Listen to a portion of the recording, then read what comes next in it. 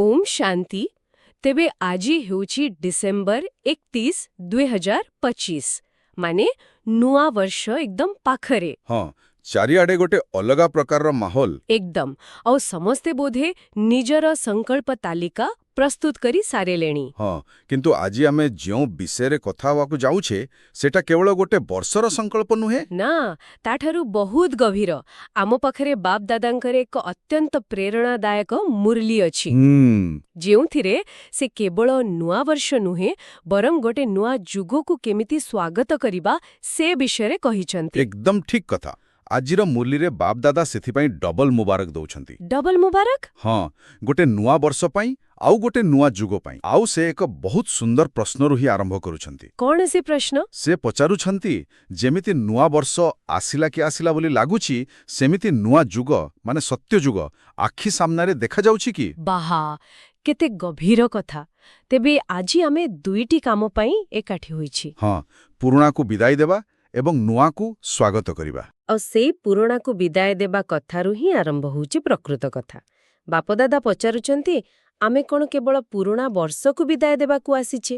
ନା ନା, ପୁରୁଣା ଦୁନିଆର ପୁରୁଣା ସଂସ୍କାର, ପୁରୁଣା ସ୍ୱଭାବ ଆଉ ସେଇ ପୁରୁଣା ଚାଲିଚଳଣକୁ ବିଦାୟ ଦେବା ପାଇଁ ଏକାଠି ହୋଇଛେ। ଦେଖନ୍ତୁ ଏଇଠି ହିଁ ମୂଳ କଥା। ବାହାରର ପରିବର୍ତ୍ତନ ମାନେ କ୍ୟାଲେଣ୍ଡର ବଦଳେଇବା ସେଟା ତ ବହୁତ ସହଜ। ହଁ ସତରେ କଣ ଅଛି? କିନ୍ତୁ ଭିତରର ପରିବର୍ତ୍ତନ ନିଜର ସେହି ପୁରୁଣା ଜଟିଳ ଅଭ୍ୟାସଗୁଡ଼ିକୁ ସବୁଦିନ ପାଇଁ ଛାଡ଼ିଦେବା ସେଇଟା ହିଁ ପ୍ରକୃତ ଆହ୍ୱାନ। ହଁ ବାପଦାଦା ସେଥିପାଇଁ ଦୃଢ଼ ସଂକଳ୍ପର ଶକ୍ତି ଉପରେ ଏତେ ଗୁରୁତ୍ୱ ଦେଉଛନ୍ତି। ସେ ସିଧା ପଚାରୁଛନ୍ତି ସାହସ ଅଛି କି? କାରଣ ଯଦି ଆମେ ସାହସର ମାତ୍ର ଗୋଟିଏ ପାଦ ବଢ଼ାଉ ତାହେଲେ ବାପଙ୍କର 1000 ପାଦର ସାହାଯ୍ୟ ମିଳିବ। ଏକଦମ ଆମେ ସେଥିପାଇଁ ଅଧିକାରୀ। କିନ୍ତୁ ସେଇ ଗୋଟେ ପାଦ ବଢ଼େଇବାରେ ହିଁ ତ ସବୁଠୁ ବଡ଼ ସମସ୍ୟା। ଆମ ମନ ଭିତରେ କେତେ କଥା ଆସେ ଯେମିତି ହଁ କରିବି ତ କିନ୍ତୁ କେମିତି ହବ କେଜାଣି।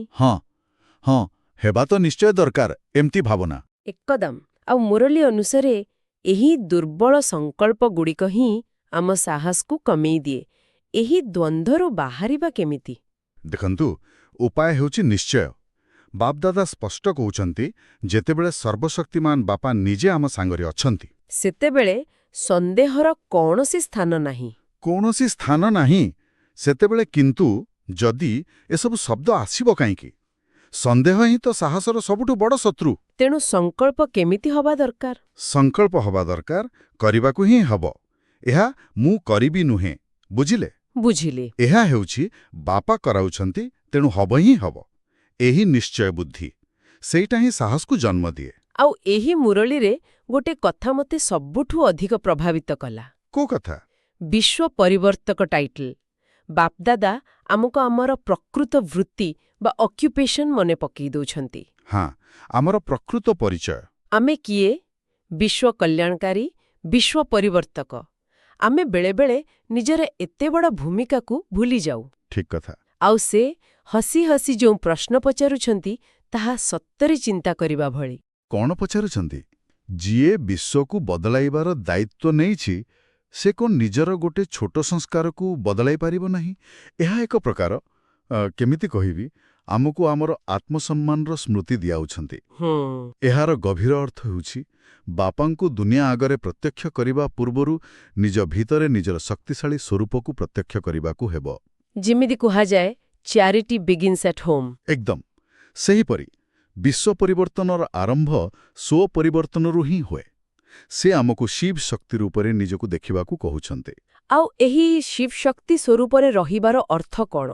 କାରଣ ମୁରଲିରେ କୁହାଯାଇଛି ଯେ ମାୟା ବା ନକାରାତ୍ମକ ପରିସ୍ଥିତି ତ ଆସିବ, ନିଶ୍ଚୟ ଆସିବ। କିନ୍ତୁ ଆମେ ଯେଉଁ ବାହାନା ଦେଉ ହୋଇଗଲା, ମାୟା ଆସିଗଲା, ଚାହୁଁନଥିଲି କିନ୍ତୁ କରିଦେଲି, ଏହି ଶବ୍ଦଗୁଡ଼ିକୁ ଏଇ ବର୍ଷ ସହିତ ବିଦାୟ ଦେବାକୁ ପଡ଼ିବ। ଏଇଟା କେମିତି ସମ୍ଭବ? ଦେଖନ୍ତୁ ମାୟାର କାମ ହେଉଛି ପରୀକ୍ଷା ନେବା। ଆଉ ଜଣେ ଶକ୍ତିଶାଳୀ ଯୋଦ୍ଧାର କାମ କଣ? ବିଜୟୀ ହେବା। ବିଜୟୀ ହେବା। ଯେତେବେଳେ ଆମେ କହୁ ମାୟା ଆସିଗଲା ଆମେ କଣ କରୁଛେ? ଆମେ ନିଜକୁ ଦୁର୍ବଳ ଆଉ ମାୟାକୁ ଶକ୍ତିଶାଳୀ ବୋଲି ସ୍ୱୀକାର କରିନେଉଛେ। ଓହୋ ଠିକ୍ କଥା। କିନ୍ତୁ ବାପୁଦାଦା ଚାହାନ୍ତି ଆମେ ଆମର ଭାଷା ବଦଳାଇବା। ଆମେ କହିବା ଉଚିତ ପରୀକ୍ଷା ଆସିଲା ଆଉ ମୁଁ ପାସ୍ କଲି। ମାନେ ଦାୟିତ୍ୱ ନେବା କଥା। ନିଜ କମଜୋରି ପାଇଁ ପରିସ୍ଥିତିକୁ ଦାୟୀ ନ କରିବା। ଏକଦମ ନିଜକୁ ବିଜୟୀ ଭାବରେ ଦେଖିବା, ଏହା ହିଁ ହେଉଛି ପ୍ରକୃତ ପରିବର୍ତ୍ତନ। ଆମେ ବିଶ୍ୱ ପରିବର୍ତ୍ତକ ହେବା କଥା କହୁଥିଲେ, କିନ୍ତୁ ପରିବର୍ତ୍ତନ ରାସ୍ତାରେ ସବୁଠୁ ବଡ଼ ବାଧା ହେଉଛି ଆମର ବାହାନା। ହଁ, ଆଉ ମୁରଲୀରେ ଏହି ବାହାନା ସହ ଜଡ଼ିତ ଦୁଇଟି ଶବ୍ଦ ଉପରେ ସିଧାସଳଖ ଆକ୍ରମଣ କରାଯାଇଛି ନୁହେଁ କି? ନିଶ୍ଚିତ ଭାବରେ। ମୋତେ ଲାଗୁଛି ଏହା ମୁରଳୀର ସବୁଠୁ ବ୍ୟବହାରିକ ଏବଂ ଶକ୍ତିଶାଳୀ ଅଂଶ। କ'ଣ ସେ ଦୁଇଟି ଶବ୍ଦ? ବାପଦାଦା କହିଛନ୍ତି ଯେ ଏହି ନୂଆ ବର୍ଷରେ ବ୍ରାହ୍ମଣମାନଙ୍କର ଡିକ୍ସନାରୀରୁ, ମାନେ ଆମ ଶବ୍ଦକୋଷରୁ, ଦୁଇଟି ଶବ୍ଦକୁ ସବୁଦିନ ପାଇଁ ହଟେଇ ଦେବାକୁ ହେବ। ସବୁଦିନ ପାଇଁ? ହଁ, ପ୍ରଥମଟି ହେଉଛି କାରଣ, କଜ୍। ଆଉ ଦ୍ୱିତୀୟଟି ନିଶ୍ଚୟ ସମସ୍ୟା, ପ୍ରୋବ୍ଲେମ୍ ହେବ। ଏକଦମ। କାରଣ ଆଉ ସମସ୍ୟା, ଏହି ଦୁଇଟି ଶବ୍ଦକୁ ହଟେଇବା କଥାଟା ଶୁଣିବାକୁ ଯେତିକି ସହଜ, କରିବାକୁ ସେତିକି କଷ୍ଟ। କାରଣ ଆମର ତ ସବୁବେଳେ କାରଣ ଖୋଜିବାର ଅଭ୍ୟାସ। ହଁ, ଆମ ମନର ଗୋଟେ ସାଧାରଣ ପ୍ରବୃତ୍ତି ସେଇଟା। ଆଉ କୌଣସି ପରିସ୍ଥିତିକୁ ଏକ ସମସ୍ୟା ଭାବରେ ଦେଖିବା। ଏହି ପ୍ରବୃତ୍ତିକୁ ବଦଳେଇ ନିବାରଣ ବା ସମାଧାନ ସ୍ୱରୂପ ହେବା ପାଇଁ ପ୍ରକୃତରେ କେଉଁଠୁ ଆରମ୍ଭ କରିବାକୁ ହେବ? ବହୁତ ଗୁରୁତ୍ୱପୂର୍ଣ୍ଣ ପ୍ରଶ୍ନ। ଆଉ ବାପଦାଦା ଏହାର ମୂଳକୁ ଯାଇ ଦୁଇଟି ଦୁର୍ବଳତା ବିଷୟରେ କହିଛନ୍ତି। କ'ଣ ସେ ଦୁର୍ବଳତା? ପ୍ରଥମଟି ହେଉଛି ପରିବର୍ତ୍ତନ ଶକ୍ତିର ଅଭାବ। ଆମେ ଯୋଜନା ବହୁତ ଭଲ କରୁ, ଜ୍ଞାନ ବିଷୟରେ ଚିନ୍ତା ବି କରୁ, କିନ୍ତୁ ଯେତେବେଳେ ତାକୁ ବ୍ୟବହାରରେ ଆଣିବାର ସମୟ ଆସେ, ସେତେବେଳେ ଶକ୍ତି କମ୍ ପଡ଼ିଯାଏ। ଏକଦମ। ଫଳରେ କିଛି ପରିବର୍ତ୍ତନ ହୁଏ, ଆଉ କିଛି ରହିଯାଏ, ଆଉ ଆମେ କାରଣ ଦେଇ ନିଜକୁ ସାନ୍ତ୍ୱନା ଦେଉ। ବୁଝିଲି। ଆଉ ଦ୍ୱିତୀୟ ଦୁର୍ବଳତା? ମୋତେ ଲାଗୁଛି ଦ୍ୱିତୀୟ ସମସ୍ୟାଟା ଆହୁରି ଗଭୀର। ଆମେ ସଂକଳ୍ପ ନେଉ, କିନ୍ତୁ ସେଥିରେ ଲାଗି ରହିପାରୁନୁ। ହଁ, ବାପଦାଦା ଏହାକୁ ଦୃଢ଼ତାର ଅଭାବ ବୋଲି କହିଛନ୍ତି। ଦୃଢ଼ତାର ଅଭାବ? ସଂକଳ୍ପରେ ଦୃଢ଼ତା ନଥିଲେ ତାହା ବ୍ୟର୍ଥ ହୋଇଯାଏ। ଏହା ଆଳସ୍ୟରୁ ବି ଆସିପାରେ। ଯେମିତି ହୋଇଯିବ, କରୁଛି ତ, କରିବି। ହଁ, କିମ୍ବା ଅନ୍ୟକୁ ଦେଖି ଆମେ ଢିଲା ହୋଇଯାଉ। ଏକଦମ। ବାପଦାଦା ଏକ ସୁନ୍ଦର ଉଦାହରଣ ଦେଇଛନ୍ତି। ଦୃଢ଼ତା ହିଁ ସଫଳତାର ଚାବିକାଠି। ଚାବିକାଠି ଆମ ସମସ୍ତଙ୍କ ପାଖରେ ଅଛି। ହଁ, କିନ୍ତୁ ଠିକ୍ ସମୟରେ ତାହା ହଜିଯାଏ। ଆମେ ତାକୁ ବ୍ୟବହାର କରିବାକୁ ଭୁଲିଯାଉ। ତେଣୁ ନିଜକୁ ବାରମ୍ବାର ମନେ ପକାଇବାକୁ ହେବ ଯେ ମୁଁ ଜଣେ ସମାଧାନ ସ୍ୱରୂପ ଆତ୍ମା, ସମସ୍ୟା ସ୍ୱରୂପ ନୁହେଁ। ଏବେ ଆସିବା ନୂଆ ବର୍ଷର ଉପହାର ଏବଂ ସେବା ବିଷୟକୁ। ସାଧାରଣତଃ ଆମେ ପରସ୍ପରକୁ ମିଠା ଖୁଆଇଥାଉ। ଏହାକୁ ନେଇ ବାପଦାଦା ଏକ ବହୁତ ମଜାଦାର କିନ୍ତୁ ଗଭୀର କଥା କହିଛନ୍ତି। କ'ଣ କହିଛନ୍ତି?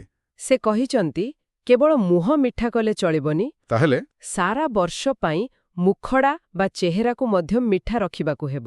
ବାଃ, ଏହାର ଅର୍ଥ ହେଉଛି ଆମ ବ୍ୟବହାରରେ, ଆମ କଥାବାର୍ତ୍ତାରେ, ଆମ ଦୃଷ୍ଟିରେ ସ୍ନେହ ଆଉ ମଧୁରତା ରହିବା ଉଚିତ। କଠୋରତା ନୁହେଁ। ଆଦୌ ନୁହେଁ। ସେ ସ୍ପଷ୍ଟ ଭାବେ କହିଛନ୍ତି, କ୍ରୋଧ ଏବଂ ତାର ସନ୍ତାନ, ଯେପରିକି ଲୋଭ ବା ଅହଙ୍କାର, ଏହାକୁ ଏହି ବର୍ଷ ସହିତ ବିଦାୟ ଦେବାକୁ ପଡ଼ିବ। କାରଣ ରିପୋର୍ଟ ଦେଲା ବେଳକୁ କ୍ରୋଧର ଅଭିଯୋଗ ହିଁ ବେଶୀ ଥାଏ। ଠିକ୍। ତେଣୁ ଏହି କଠୋରତାକୁ ଛାଡ଼ିବା ହିଁ ନୂଆବର୍ଷର ପ୍ରକୃତ ଉପହାର। ଏହା ସହିତ ସେ ସେବାର ଦିଗକୁ ମଧ୍ୟ ଇସାରା କରିଛନ୍ତି। ଦାତା ହୁଅ। ହଁ, ଦୁଃଖୀମାନଙ୍କୁ ଦୁଃଖରୁ ମୁକ୍ତ କର ଏବଂ ଭକ୍ତମାନଙ୍କୁ ଭଗବାନଙ୍କ ସହ ମିଳନର ଉପହାର ଦିଅ। ଏହା ବହୁତ ବଡ଼ ଦାୟିତ୍ୱ। ହଁ, ଆଉ ଏହି ଦାୟିତ୍ୱକୁ ଆହୁରି ଗମ୍ଭୀରତାର ସହ ନେବା ପାଇଁ ବାପୁଦାଦା ମୁରଲୀରେ ଏକ ଗୋଲ୍ଡେନ୍ କପ୍ର ଘୋଷଣା ମଧ୍ୟ କରିଛନ୍ତି। Golden cup? ଏଇଟା କ'ଣ? ଏହା ଏକ ପ୍ରେରଣାଦାୟକ ଆହ୍ୱାନ। ଏହି କପ୍ ସେହି ଜୋନ୍କୁ ମିଳିବ ଯିଏ ଏହି ଶିକ୍ଷାଗୁଡ଼ିକୁ, ବିଶେଷ କରି କାରଣ ଓ ସମସ୍ୟା ଶବ୍ଦକୁ ବିଦାୟ ଦେବାରେ, ହଁ, ସେଥିରେ ପ୍ରଥମ ସ୍ଥାନରେ ରହିବ। ବାଃ, ଏହା ତ ଏକ ଭଲ ପ୍ରେରଣା। ଗୋଟେ ସୁସ୍ଥ ପ୍ରତିଯୋଗିତାର ଭାବନା ମଧ୍ୟ ସୃଷ୍ଟି କରୁଛି। ନିଶ୍ଚିତ ଭାବରେ ଏହା ଏକ ଆଧ୍ୟାତ୍ମିକ ପ୍ରତିଯୋଗିତା, ଯେଉଁଠି ଜିତିବାର ଅର୍ଥ ହେଉଛି ନିଜର ଦୁର୍ବଳତା ଉପରେ ବିଜୟ ପାଇବା। ଆଉ ଏହା ସହିତ ସେ ଆଉ ଏକ ଗୁରୁତ୍ୱପୂର୍ଣ୍ଣ କଥା କହିଛନ୍ତି, ଦୟାଳୁ ଏବଂ କୃପାଳୁ ହେବାକୁ। ଦୟାଳୁ କେମିତି?